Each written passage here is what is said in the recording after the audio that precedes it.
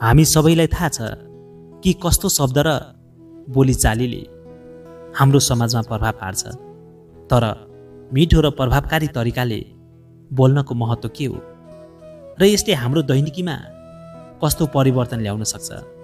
आज हामी यस विषयमा कुरा गर्दै मिठो बोल्ने केही विशेष उपाय र टिप्समा जानेछौँ। यदि तपाईँ पनि अरूसँग राम्रो र सकारात्मक संवाद गर्न चाहनुहुन्छ भने यो कथा तपाईँको लागि हो। त्यसैले साथीहरू, कथा अन्त्यसम्म सुन्नुहोस् र जान्नुहोस् मिठो बोल्ने कला। एक सुन्दर गाउँ थियो जहाँ रमेश नामक युवक बस्थ्यो। रमेश स्वभावले इमान्दार र मेहनती थियो। उसले कसैलाई धोका दिँदैनथ्यो, न त कसैको अहित चाहन्थ्यो। तर एउटा समस्या, ऊ आफ्ना शब्दहरूमा नियन्त्रण गर्न सक्दैनथ्यो। जब ऊ अरूसँग बोल्थ्यो उसको बोलीमा कठोरता हुन्थ्यो। उसको शब्दहरू तीखा र घोचिला हुन्थे। गाउँका मानिसहरू उसलाई राम्रो मान्थे, तर धेरैले उसँग लामो समय बोल्न चाहँदैनथे। केहीले त उसलाई रिसाएर अहङ्कारी भनेर टाढै बस्न थाले। रमेश आफैले ठिक सम्झन्थ्यो, मैले त सत्य बोल्छु, सिधा कुरा गर्छु, तर किन मानिसहरू मलाई मन पराउँदैनन्। समय बित्दै गयो, तर रमेशको समस्या झन् बढ्दै गयो। मानिसहरू उसँग असहज महसुस गर्न थाले। ऊ जति नै राम्रो काम गरोस् अरूले उसको राम्रो पक्ष देख्न चाहँदैनथे। एक दिन रमेश गाउँको मेलामा गयो। त्यहाँ उसले आफ्ना धेरै पुराना साथीहरूसँग कुरा गर्न खोज्यो, तर कसैले पनि उसलाई राम्ररी उत्तर दिएन। कोही टाढा सरे, कोही बहाना बनाएर हिँडे।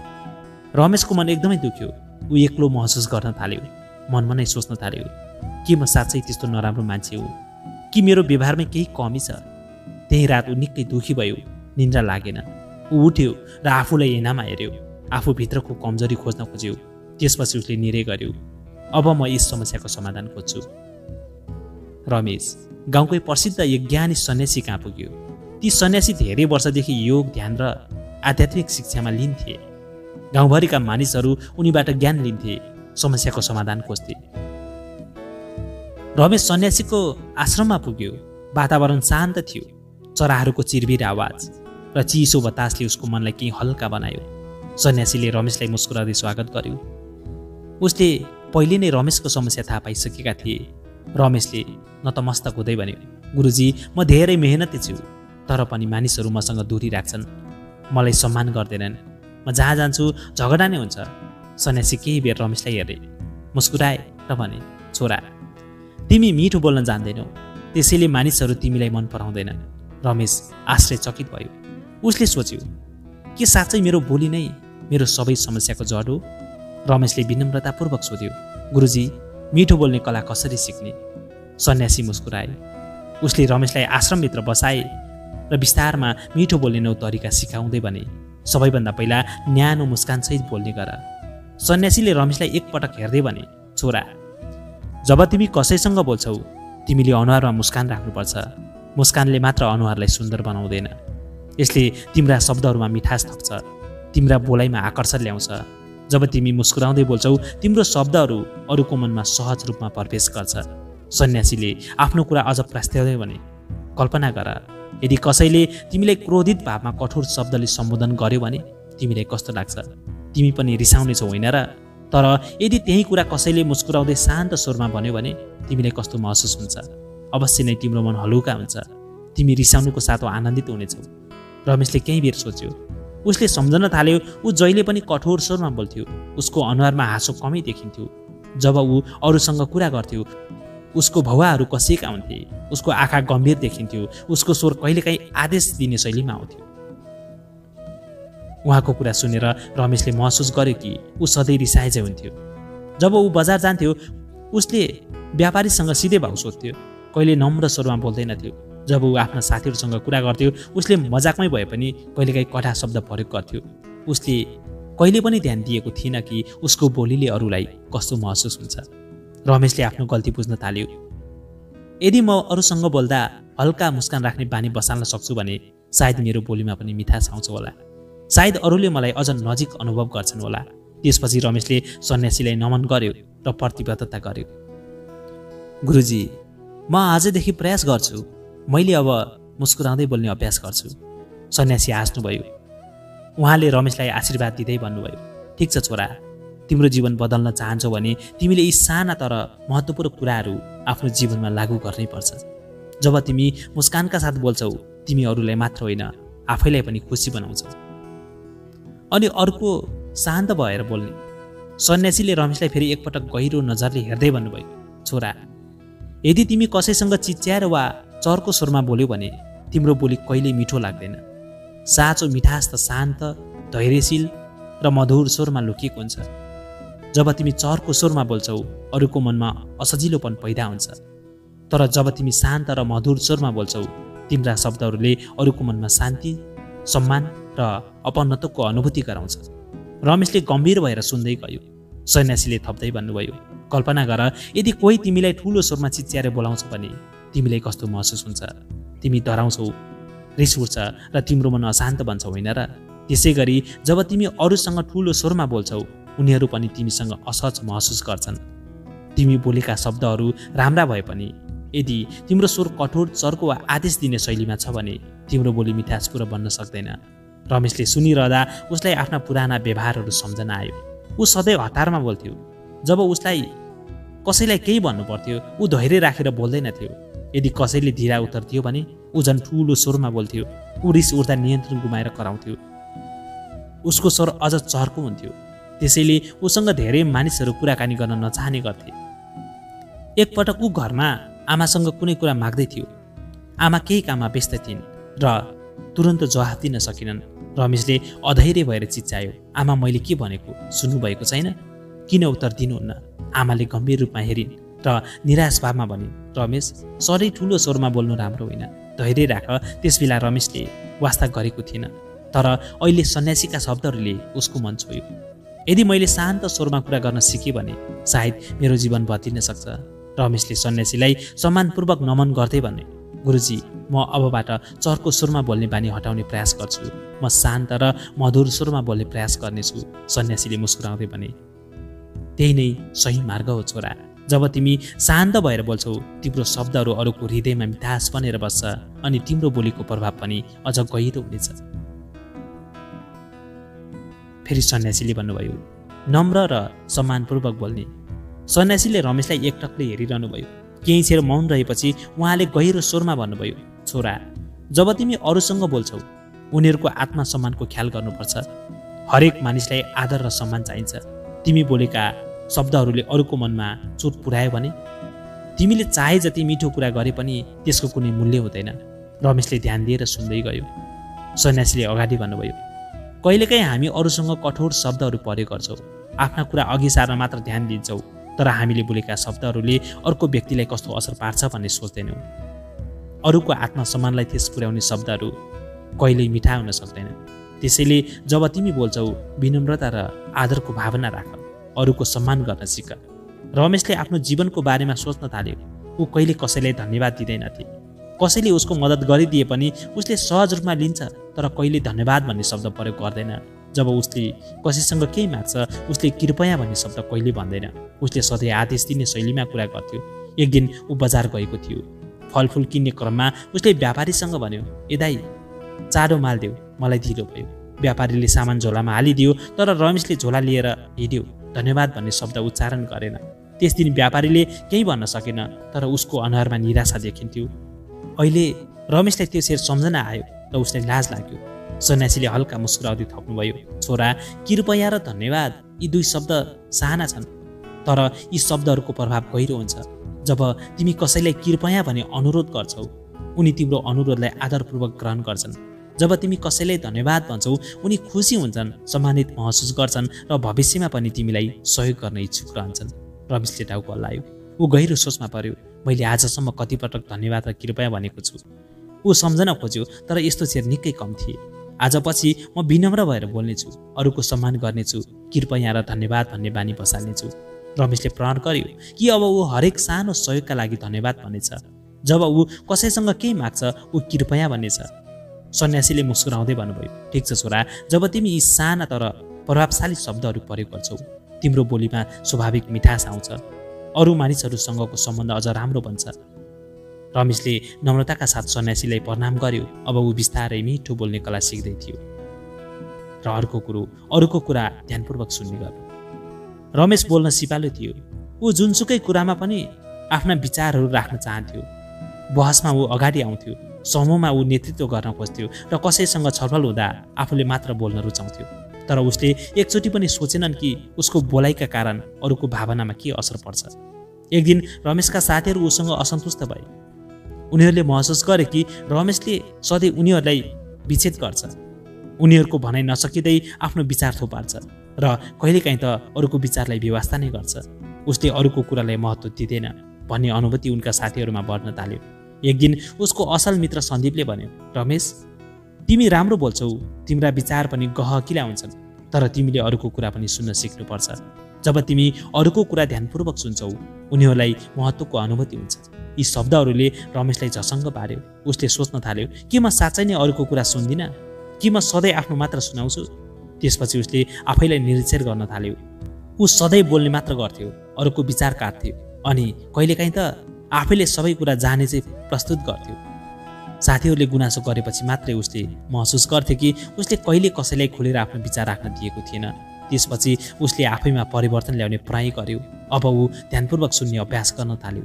जब साथीहरूले कुरा गर्थे ऊ ध्यानले सुन्थ्यो, उनीहरूको कुरालाई महत्त्व दिन्थ्यो अनि विच्छेद नगरी सुनेपछि मात्र आफ्ना विचार राख्थ्यो। जसले गर्दा केही दिनमै रमेशको व्यवहार परिवर्तन हुन थाल्यो।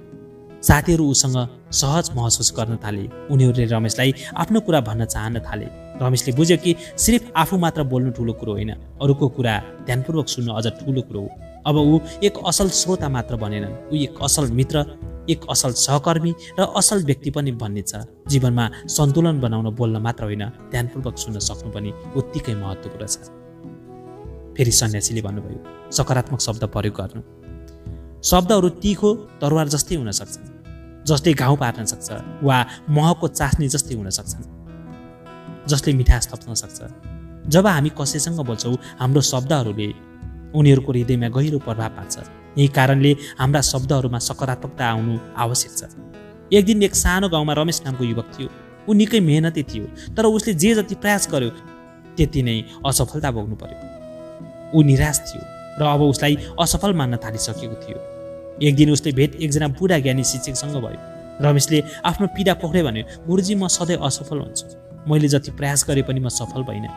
शिक्षक हल्का मुस्कुराए र भने, रमेश, असफलता भनेको प्रयास नगर्नु हो, तर तिमीले त बारम्बार प्रयास गरिरहेका छौ। तिमी असफल भएका होइनौ, तिमी त सिक्दैछौ। यी शब्दहरूले रमेशलाई झस्कायो। उसले अहिलेसम्म आफैलाई असफल भनेर मात्र हेरिरहेको थियो, तर शिक्षकले उसलाई परिश्रमलाई एक नयाँ दृष्टिकोणबाट हेर्न सिकाए। शिक्षकले फेरि भने, हेर रमेश, जसरी महको चास्नीमा मिठास हुन्छ, त्यसरी नै तिम्रा शब्दमा पनि सकारात्मकता हुनुपर्छ। यदि कसैलाई तिमीले असफल भयो भन्यो भने उसको मन भाँचिन्छ, उसको मन दुख्छ, ऊ निराश हुन्छ। तर यदि तिमीले प्रयास गर्दैछौ, अझ राम्रो गर्न सक्छौ भन्यो भने ऊ उत्साहित हुन्छ, नयाँ जोससहित अगाडि बढ्न प्रेरित हुन्छ।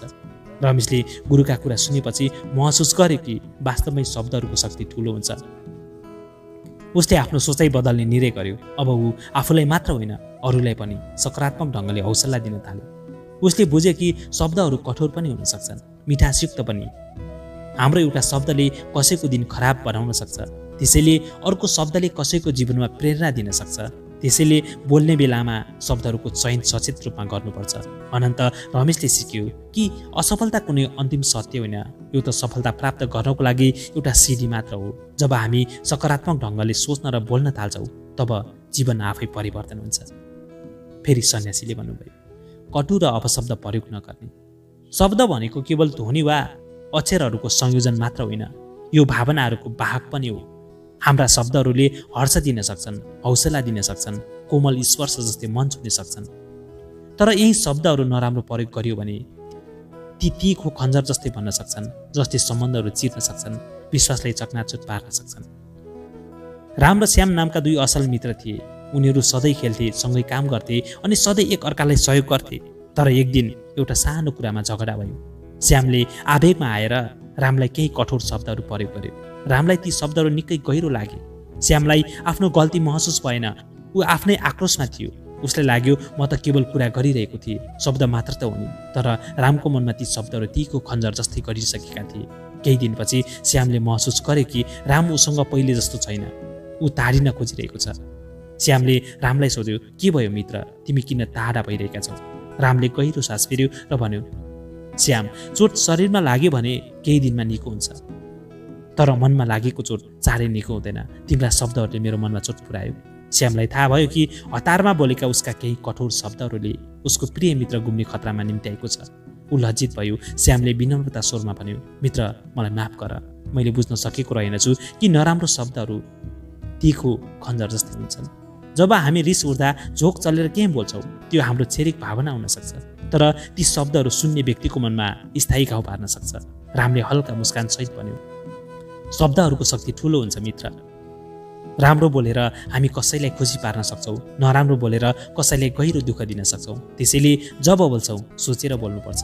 श्यामले त्यो दिनदेखि प्रण गर्यो, अब कहिले अपशब्द प्रयोग गर्ने छैन, किनभने नराम्रो शब्दहरूले सम्बन्ध बिगार्छ, तीखो खन्जर जस्तै चोट पुर्याउँछ।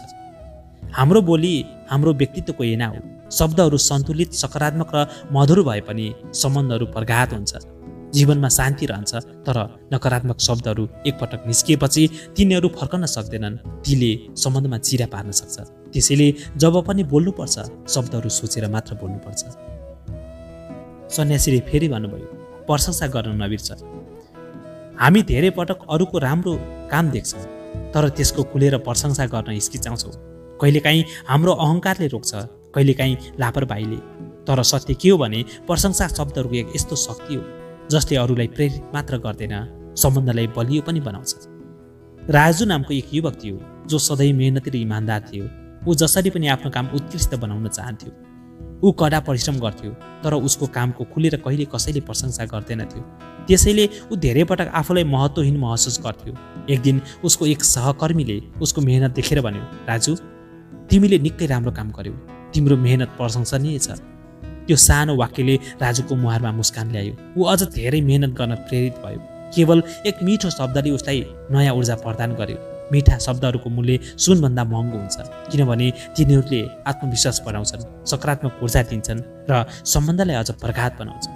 जब हामी कसैको राम्रो काम देख्छौँ र खुलेर प्रशंसा गर्छौँ, त्यो व्यक्तिले आफूलाई महत्त्वपूर्ण महसुस गर्छ। कल्पना गरौँ त, एक बच्चाले सुन्दर चित्र बनाउँछ। यदि हामी भनिदिन्छौँ, वाह, तिमीले त निकै राम्रो चित्र बनायौ भने ऊ अझ राम्रो गर्न प्रेरित हुन्छ। कोही साथीले कठिन परिस्थितिमा सफलता प्राप्त गर्छ। यदि हामी भनिदिन्छौँ, तिम्रो सङ्घर्ष र सफलता प्रशंसनीय छ भने ऊ आत्मबलले भरिन्छ। तर यदि हामी चुप लाग्छौँ, प्रशंसा गर्न हिचकिचाउँछौँ भने उसले आफ्नै प्रयासलाई महत्त्वहीन ठान्छ। मानौ, इमान्दार बनौँ। झुट प्रशंसाभन्दा साँचो मनले खुलेर प्रशंसा गर्नुपर्छ। प्रशंसा ठुलो उपलब्धिका लागि मात्र होइन, साना प्रयासहरूका लागि दिने गरौँ। र जब कोही राम्रो गर्छ, ढिलाइ नगरी प्रशंसा गर्नुपर्छ। प्रशंसा भनेको कुनै मूल्यमा किन्न सकिने चिज होइन, तर यसको प्रभाव अमूल्य हुन्छ।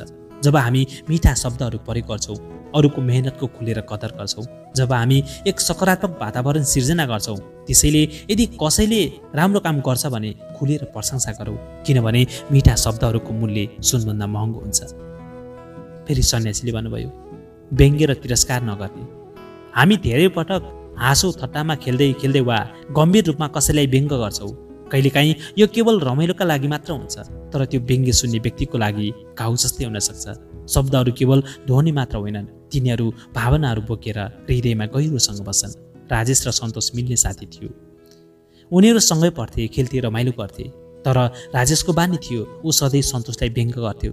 कहिले उसको कपडाको मजाक हुन्थ्यो, कहिले बोलाइएको।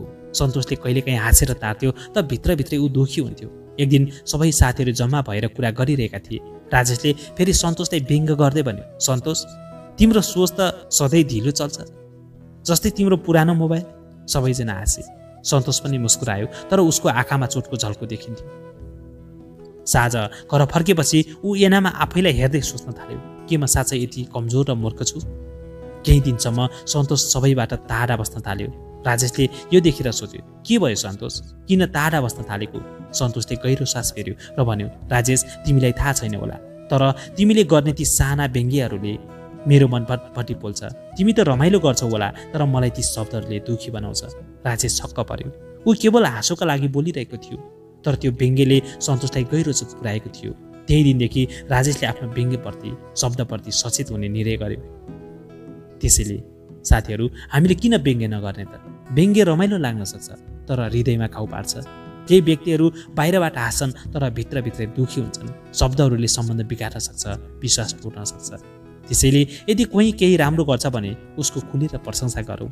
रमाइलो गर्नु पर्यो भने पनि सकारात्मक तरिकाले गरौँ, जसले कसैलाई दुःख नपरोस् अनि अरूको भावनालाई बुझ्ने प्रयास गरौँ। शब्दहरूको शक्ति ठुलो हुन्छ।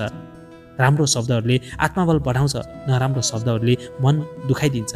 जब तपाईँले कसैलाई मजाकमै होस् वा गम्भीर रूपमा व्यङ्ग गर्नुहुन्छ, तिनीहरूको मन दुख्छ। त्यसैले कसैले तल झार्ने शब्द कहिले नबोल्नुहोस्, सकारात्मक बोल्नुहोस्, अरूको मन जित्नुहोस्। साथीहरू, अब फेरि कथातर्फ लाग्नु। सन्यासीले फेरि भन्नुभयो, स्पष्ट र सरल भाषा प्रयोग गर्नु। शब्दहरूको संसार विशाल छ।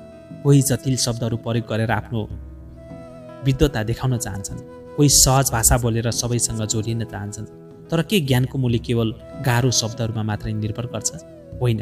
ज्ञानको वास्तविक मूल्य तब हुन्छ जब सबैले बुझ्न सक्छन्। हामी धेरै पटक ठुला शब्दहरू प्रयोग गरेर प्रभाव जमाउन खोज्छौँ, अनावश्यक कठिन भाषा बोल्छौँ, जसले गर्दा अरूलाई बुझ्नै गाह्रो हुन्छ। यस्तो गर्दा बोल्ने व्यक्तिले आफूलाई ठुला देखाउन सक्छ, तर यदि उसको भनाइ अरूले नै बुझेन भने त्यो व्यर्थ हुन्छ। एक दिन एउटा गाउँमा प्रसिद्ध विद्वान आए। गाउँलेहरू उनीबाट केही सिक्न चाहन्थे। विद्वानले आफ्नो प्रवचन सुरु गरे, तर उनले यति जटिल भाषा प्रयोग गरे कि कसैले पनि बुझ्न सकेन। मानिसहरू निराश भए। भिडमा बसेका एकजना वृद्ध किसान उठे र भने, गुरुजी, तपाईँका शब्दहरू सुनिँदा मिठा लाग्छन्, तर बुझ्नै गाह्रो भयो। यदि हामी बुझ्न सक्दैनौँ भने तपाईँको ज्ञानको उपयोग कसरी हुन्छ? विद्वानले त्यो कुरा गम्भीरतापूर्वक लिए। उनले आफ्नो भाषालाई सरल बनाए र फेरि सम्झाउन थाले। यो पटक सबैले बुझ्न थाले। गाउँलेहरू प्रसन्न भए, किनकि ज्ञान उनीहरूको मनमा छिर्न थाल्यो। विद्वानले महसुस गरे कि ज्ञानलाई बुझाउन सक्नु नै साँचो विद्वता हो, न कि कठिन शब्दहरू प्रदर्शन गर्नु। हामीले पनि यही कुरा बुझ्न आवश्यक छ। जटिल शब्दहरूले कुनै पनि व्यक्तिलाई महान बनाउँदैन, बरु सरल शब्दहरूले नै उसको प्रभावलाई स्थायी बनाउँछ। जब हाम्रा शब्दहरू सबैको हृदयमा पुग्छ, तब तिनको वास्तविक मूल्य हुन्छ। त्यसैले सरल भाषा प्रयोग गर्नु, जुन भाषा सबैले बुझ्न सक्नु। रमेशले सन्यासीका यी 9 उपायहरू सिकेर आफ्नो जीवनमा लागू गर्यो। उसले अब मुस्कानसहित शान्त भएर बोल्न थाल्यो। ऊ अरूको कुरामा ध्यानपूर्वक सुन्न थाल्यो। अब उसले नराम्रो शब्द बोल्दैनथ्यो, प्रशंसा गर्न सिक्यो अनि कटुता हटायो। केही महिनापछि गाउँका मानिसहरू रमेशलाई सम्मान गर्न थाले। पहिले जसले उसँग बोल्न मन पराउँदैनथ्यो, तिनै मानिसहरू उसँग लामो समयसम्म कुराकानी गर्न चाहन्थे। लामो समयपछि एक दिन रमेश फेरि सन्यासी कहाँ गयो। गुरुजी, अब म हरेक ठाउँमा आदर पाउँछु। मेरो जीवन नै परिवर्तन भयो। तपाईँको शिक्षाले मलाई नयाँ जीवन दियो। सन्यासी मुस्कुराए र भने, मिठो बोली भनेको अमृत जस्तै हो। जसले यसलाई प्रयोग गर्छ उसले प्रेम, सम्मान र सफलता प्राप्त गर्छ। यस कथाले हामीलाई सिकाउँछ कि मिठो बोल्ने कला अपनाएमा जीवनमा सम्मान, प्रेम र सफलता पाइन्छ। यदि हामीले यी 9 तरिका अनुसरण गर्छौँ भने हाम्रा सम्बन्धहरू अझ मजबुत र रमाइलो बनिन्छ। गौतम बुद्धको सन्देशले तपाईँलाई बताउनेछ कि तपाईँ एक्लै हुनुहुन्न। त्यसैले त्यो सबै बुझ्नको लागि तपाईँले यो कथालाई अन्तिमसम्म सुन्नु होला है त। अब ढिला नगरी आजको यो कथा सुरु गरौँ है त।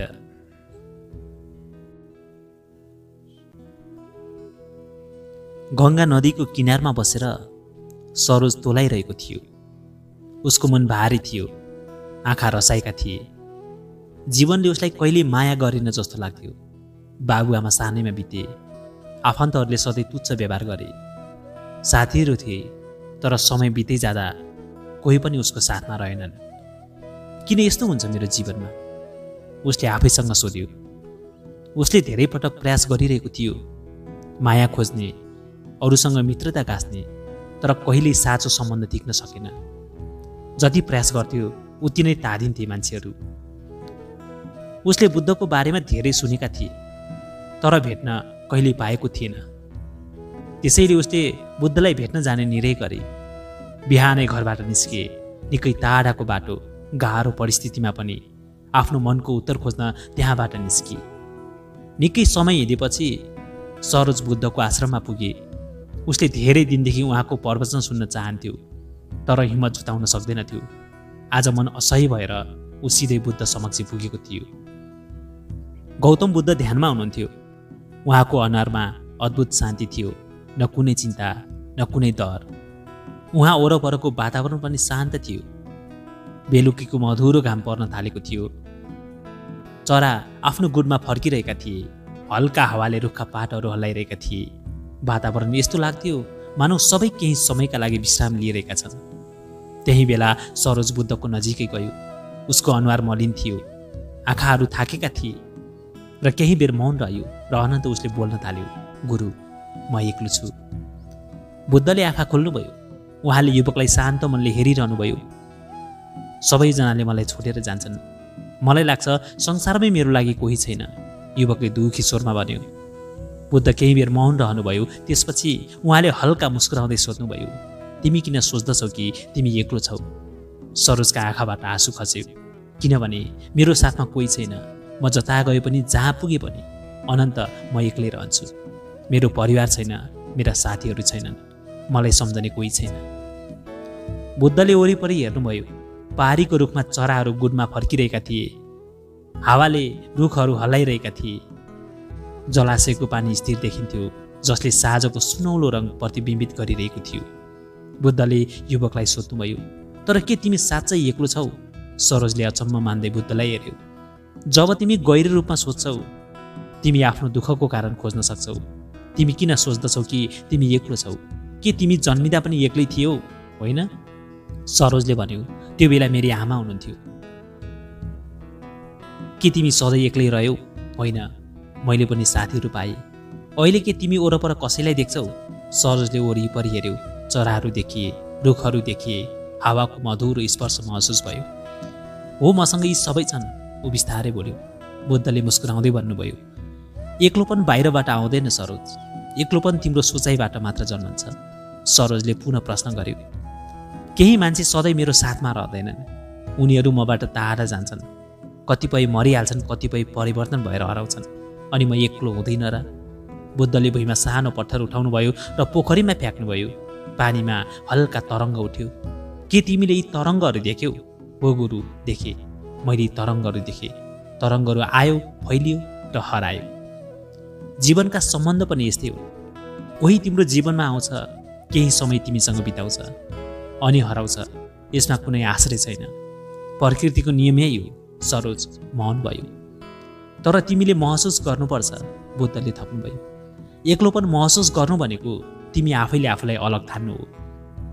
तिमी यस ब्रह्माण्डको अभिन्न अङ्ग हौ। हावाले तिमीलाई छोइरहेको छ, पातहरूले तिमीलाई हेरिरहेका छन्, चराहरू तिम्रो वरिपरि गाइरहेका छन्। तिमी साँच्चै एक्लो हुन सक्दैनौ। सरोजले आफ्नो वरिपरि हेऱ्यो। पहिला यी चिजहरूमा ध्यान दिँदैनथे, तर अब उसलाई लाग्न थाल्यो कि ऊ साँच्चै एक्लो छैन। फेरि सरोजले भन्यो, तर मेरो मन अझै शान्त छैन गुरु, मलाई अझै लाग्छ कि मसँग कोही छैन।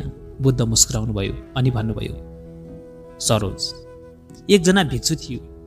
ऊ एक दिन जङ्गलमा गयो। जब ऊ जङ्गलमा पुग्यो, उसले सोच्न थाल्यो, म यहाँ एक्लो छु। तर ऊ ध्यानमा बस्दा महसुस गर्यो कि उसँग ती रुखहरू छन्, चराहरूले गाइरहेका छन्, हावा बगिरहेको छ, उसँग प्रकृति छ। ऊ वास्तवमा कहिले एक्लो थिएन। सरोज बुद्धको कुरामा गहिरेर सोच्न थाल्यो। मनले सोच्ने कुरा सधैँ सत्य हुँदैन, बुद्धले भन्नुभयो। यदि तिमी मनका भ्रममा अल्झियौ भने तिमीलाई सधैँ लागिरहन्छ कि तिमी एक्लो छौ। तर यदि तिमी आफ्नो वरिपरि हेर्छौ, यदि तिमी आफूलाई संसारसँग जोड्न सक्छौ भने तिमीले बुझ्नेछौ कि तिमी कहिले एक्लो छैनौ। सरोजको मन हल्का भयो। ऊ बिस्तारै मुस्कुरायो। अहिले तिमी कस्तो महसुस गर्दैछौ? बुद्धले सोध्नुभयो। म राम्रो महसुस गर्दैछु, बुद्धले मुस्कुराउँदै भन्नुभयो। जबसम्म तिमी आफूलाई एक्लो ठान्छौ, तबसम्म मात्र तिमी एक्लो छौ। जब तिमी आफ्नो सोच बदल्छौ, तिम्रो जिन्दगी पनि बदलिन्छ। सरोजको आँखा भरिए। उसको मन भारी भइरहेको थियो। ऊ आफ्नै पीडामा अल्झिएको थियो। जीवन उसलाई अन्धकारमय लाग्थ्यो। कसैले बुझ्दैन, कसैले साथ दिँदैन। उसको गुनासो थियो। फेरि बुद्धले मुस्कुराउँदै भन्नुभयो। उहाँले सरोजलाई सान्त्वना दिने आवाजमा भन्नुभयो, सरोज, तिमीलाई लाग्छ तिमी एक्लो छौ, तर तिमी स्वयंलाई चिन्न सकेका छैनौ। सरोजले निधार खुम्चायो। म बुझिनँ गुरु, म एक्लो छु भन्ने कुरा किन भ्रम हो? बुद्धले एक नजर उसलाई हेर्नुभयो र शान्त स्वरमा भन्नुभयो, सरोज, के तिमी यो संसारमा जन्मिँदा कोहीसँग आएका थियौ? सरोज एकछिन सोचमा पर्यो अनि भन्यो, होइन, म एक्लै जन्मिएको थिएँ गुरु। बुद्धले फेरि सोध्नुभयो, के तिमी मर्दा कोही तिमीलाई साथ लिएर जान्छ? सरोज झसङ्ग भयो। उसले फेरि निधार खुम्चायो र बिस्तारै जवाफ दियो, होइन, म त एक्लै जान्छु गुरु। बुद्ध मुस्कुराउनु भयो। हेर, तिमी नै यो संसारमा एक्लै आएका हौ अनि एक्लै जानेछौ। त्यसैले एक्लोपन सत्य होइन, यो त केवल तिमीले बनाएको भ्रामक भावना हो। सरोज मौन रह्यो। बुद्धका शब्दहरूले उसको हृदयमा गहिरो प्रभाव पार्यो। एक्लोपन त केवल उसको मनको उपज रहेछ। जन्म र मृत्यु जस्तै जीवनका यात्रा पनि उस स्वयंको थियो। बुद्धले फेरि भन्नुभयो, तिमीलाई अरूहरूबाट अलग भएको अनुभूति भइरहेको छ, किनकि तिमीले बाहिरी संसारमा भर परिरहेका छौ। तर वास्तविक शान्ति त भित्रै छ। जब तिमीले आफैलाई चिन्न थाल्छौ, आत्मज्ञान प्राप्त गर्छौ, तब तिमीलाई एक्लोपन महसुस हुने छैन। सरोज अलमल्ल पर्यो, तर बुद्धका कुरा उसले गहिरोसँग मनन गर्यो। तपाईको कुरा सत्य होला, तर म एक्लोपन हटाउन के गर्न सक्छु गुरु?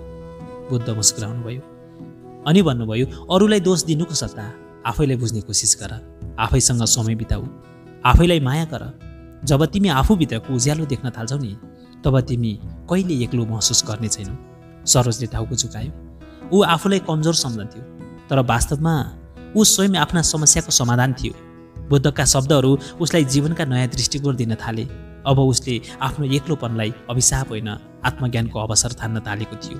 तर पनि उसको मन भारी थियो। जीवनमा कसैको साथ पाएको अनुभूति उसले कहिल्यै गरेन।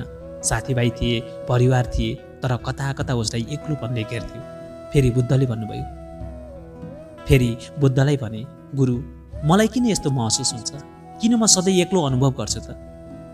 बुद्ध हल्का मुस्कुराउँदै बोल्नुभयो, किनभने तिमीले आफ्नो अस्तित्वलाई बाहिरका मान्छेहरूमा खोज्ने गर्छौ। तिमी सधैँ अरूबाट माया खोज्ने प्रयत्न गर्छौ, तर माया कहिले खोजेर पाइँदैन। सरोज झनै गम्भीर भयो। तर गुरुदेव, जब म अरूलाई माया गर्छु, तिनीहरूले किन मलाई माया गर्दैनन्? बुद्ध केही छिर मौन बस्नुभयो। त्यसपछि मुस्कुराउँदै भन्नुभयो, किनभने तिमी अझै आफैलाई माया गर्न जान्दैनौ। सरोज छक्क पर्यो। मैले आफैलाई माया नगरेको जस्तो किन लाग्छ गुरुदेव? तिमी आफैप्रति कठोर छौ। जब अरूले तिमीलाई नजरअन्दाज गर्छन्, तिमी आफैलाई दोष दिन्छौ। जब कसैले तिमीलाई साथ दिँदैन, तिमी सोच्दछौ कि तिमी पर्याप्त राम्रो छैनौ। यो सबै आत्म अवमूल्यन हो। बुद्धले शान्तिपूर्वक भन्नुभयो। त्यसो भए मैले के गर्नुपर्छ गुरु? सरोजले व्यग्रताका साथ सोध्यो। बुद्धले उत्तर दिनुभयो, पहिले तिमी आफैलाई माया गर्न सिक। जस्तै एक आमा आफ्नो बच्चालाई माया गर्छ, त्यसरी नै तिमीले पनि आफ्नो आत्मालाई प्रेम गर्नुपर्छ। जब तिमी आफैलाई माया गर्न थाल्छौ, तब अरूको प्रेम खोज्नुपर्ने आवश्यकता रहँदैन। अनि आश्चर्यको कुरा के छ भने, जब तिमी आफैलाई प्रेम गर्छौ, तब संसारले पनि तिमीलाई प्रेम गर्न थाल्छ। सरसको आँखा चम्कियो। उसले पहिलोपटक महसुस गरे कि उसले सधैँ बाहिरबाट माया खोज्ने प्रयास गरेको थियो, तर कहिल्यै आफैलाई प्रेम गर्न सिकेको थिएन। त्यही दिनदेखि सरोजले आफूलाई सम्मान गर्न, माया गर्न, स्वीकृति दिन सुरु गरे। उसले आफ्नो कमी कमजोरीलाई सहज रूपमा स्वीकार गर्न थाल्यो, आफूलाई दोष दिन बन्द गर्यो र आफूभित्र शान्ति खोज्न थाल्यो। सरोजले फेरि भन्यो, तर म कसरी आफूलाई माया गर्न सक्छु गुरुदेव? बुद्धले नजिकैको एउटा हरियो रुखतिर इसारा गर्दै भन्नुभयो। रुखलाई हेर, रुख एक्लो छ कि छैन? सरोज केही बेर सोचमग्न भयो। हुन त त्यो रुख एक्लै उभिएको छ, तर के? बुद्धले मुस्कुराउँदै थप्नुभयो। तर उसले अरूलाई छाया दिन्छ, फल दिन्छ, चराचुरुङ्गीलाई आश्रय दिन्छ। उसले केही अपेक्षा गर्दैन, केवल आफूले सक्ने सेवा दिन्छ। सरोज चुपचाप सुन्दै थियो। बुद्धले अगाडि भन्नुभयो, एक्लो पनि केवल तिम्रो सोच मात्र हो सरोज। जब तिमी अरूबाट अपेक्षा राख्छौ, तिमीलाई एक्लो महसुस हुन्छ। तर जब तिमी अरूलाई बिना स्वार्थ माया दिन्छौ, तब तिमीलाई एक्लोपनको अनुभूति हुँदैन। बुद्धका ती शब्दहरू सरोजको हृदयमा गहिरोसँग बसे। उसले आफ्नो बाल्यकाल सम्झियो। ऊ पनि त कहिल्यै सोचेर मात्र एक्लो भएको थिएन। जब ऊ अरूसँग रमाइरहेको हुन्थ्यो, अरूलाई सहयोग गरिरहेको हुन्थ्यो, तब त ऊ कहिल्यै यस्तो पीडामा परेको थिएन। केही दिने प्रयास गर, बुद्धले आग्रह गर्नुभयो। जसरी रुखले आफ्ना फल, छाया र आश्रय अरूलाई दिन्छ, त्यसरी नै तिमी पनि अरूलाई माया दिन सिक। सरोजले एउटा अङ्गालोमा समेटिने जस्तो अनुभूति गर्यो। जीवनलाई नयाँ दृष्टिकोणले हेर्ने उसले मनमा नै सङ्कल्प गर्यो। सरोज गहिरो सोचमा पर्यो। ऊ अहिलेसम्म केवल आफ्नै पीडामा डुबेको थियो, तर ऊ कहिल्यै सोचेन कि ऊ पनि अरूका लागि केही गर्न सक्छ। तिमी अरूलाई खुसी बनाउनु खोज, उनीहरू तिम्रो साथमा रहनेछन्। तर कसरी गुरु? सरोजले भने, सबैभन्दा पहिला आफ्नो मनलाई शुद्ध गर। तिमी आफूलाई माया गर, आफ्नो आत्मालाई बुझ, अनि अरूलाई माया देऊ। त्यसपछि तिमीलाई कहिले एक्लोपनको पीडा हुने छैन। सरोजले आफ्नो आँसु पुछ्यो अनि भन्यो, गुरु, म अब बुझ्दैछु, मैले बुझ्ने कोसिस गर्दैछु। सरोज, जीवन सधैँ परिवर्तनशील छ। तिमीले सोच्ने तरिका बदल्यौ भने तिम्रो संसार पनि बदलिन्छ। त्यस दिनदेखि सरोजले आफ्नो सोच बदल्न थाल्यो। उसले एक्लोपनलाई शास्ति नभई अवसरको रूपमा हेर्न थाल्यो। ऊ अरूलाई बिना शर्त माया गर्न थाल्यो। साना साना सहयोग गर्न थाल्यो। बिस्तारै ऊ कहिले एक्लो महसुस गरेन। अब उसले बुझिसकेको छ, एक्लोपन केवल मनको भ्रम हो। जब तिमी आफूलाई चिन्न सक्छौ, तिमीलाई संसारले पनि चिन्न थाल्छ। सरोज गहिरो सोचमा पर्यो। ऊ अहिलेसम्म केवल आफ्नै पीडामा डुबेको थियो, तर ऊ कहिल्यै सोचेन कि ऊ पनि अरूका लागि केही गर्न सक्छ। तिमी अरूलाई खुसी बनाउन खोज, उनीहरू तिम्रो साथमा रहनेछन्। तर कसरी गुरु? सरोजले भन्यो। सबैभन्दा पहिले आफ्नो मनलाई शुद्ध गर। तिमी आफूलाई माया गर, आफ्नो आत्मालाई बुझ अनि अरूलाई माया देऊ। त्यसपछि तिमीलाई कहिले एक्लोपनको पीडा हुने छैन। सरोजले आफ्नो आँसु पुछ्यो। गुरु, मैले बुझ्ने कोसिस गर्दैछु। जीवन सधैँ परिवर्तनशील छ। तिमीले सोच्ने तरिका बदल्यौ भने तिम्रो संसार पनि बदलिन्छ। त्यस दिनदेखि सरोजले आफ्नो सोच बदल्न थाल्यो। उसले एक्लोपनलाई शास्ति नभई अवसरको रूपमा हेर्न थाल्यो र अरू बिना शर्त माया गर्न थाल्यो र अरूलाई बिना शर्त माया गर्न थाल्यो। सरोजले गहिरो श्वास लिएर बुद्धका शब्दहरूलाई मनमा गहिरो रूपमा समात्यो। उसले जीवनलाई एउटा नयाँ दृष्टिकोणबाट हेर्न सुरु गर्यो। बुद्धको शिक्षाले उसको हृदयमा शान्ति ल्याएको थियो।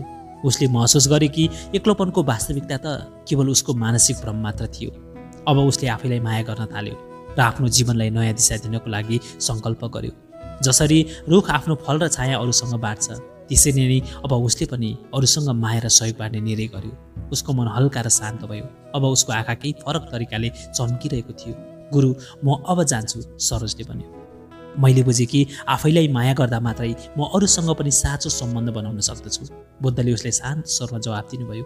हो सरोज, साँचो शान्ति र खुसी त आन्तरिक प्रेमबाट नै आउँछ। जब तिमी आफैलाई माया गर्छौ, तब तिमी संसारलाई पनि माया गर्न सक्ने हुन्छौ। सरोज फर्केर गयो, तर उसको मनमा अब एक नयाँ ऊर्जा थियो।